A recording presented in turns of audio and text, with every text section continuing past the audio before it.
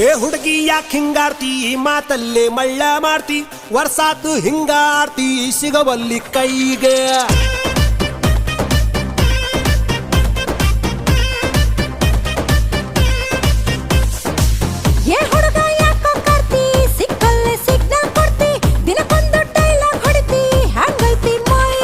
ನಡುವು ಸಣ್ಣೈತಿ ನಡಿಗೆ ಕಣ್ಣು ಕುಕ್ಕೇತಿ ನಿನ್ನ ಗುಂಗ ಏರೇತಿ ಮನ್ಸು ಮಂಗ್ಯ ಆಗೇತಿ ನನ್ನ ತಾಲಿಯ